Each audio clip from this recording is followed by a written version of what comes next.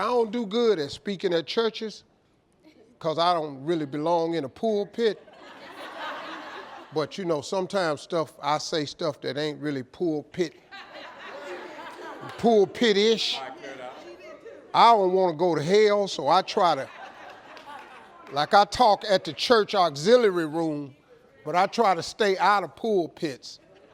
Because my mama raised me in the church, I know better. I be trying, like when I did that special Don't Trip, He Ain't Through With Me Yet, I did it at Megafest with Bishop Jakes. That was the first time I'd ever stood on stage for an hour, 20 minutes with no cussing. I had severe headaches and everything. That right there, I thought I was going to lose my mind.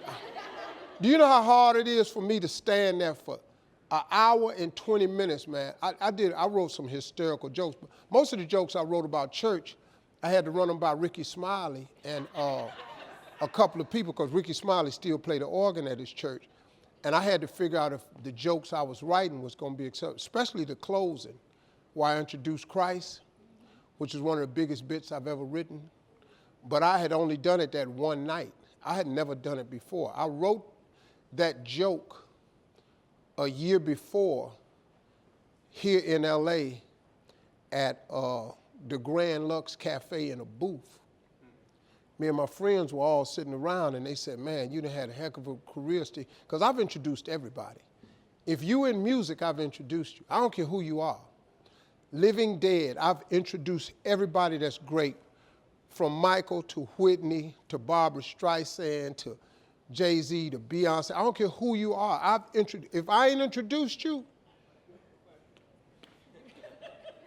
back then your ass wasn't famous. Now, you know, they got new artists that I don't know about. And so somebody was asking me, they said, Steve, you've introduced everybody, man. Who would you really love to introduce?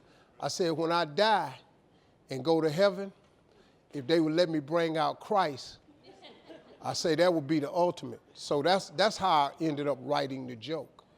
And I wrote on a piece of paper. My bodyguard kept it in a saddlebag for a year.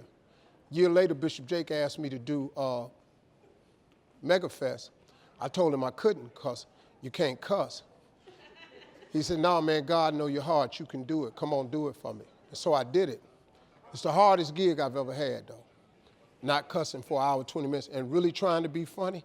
Because, you know, I just talk naturally. I cuss when I talk.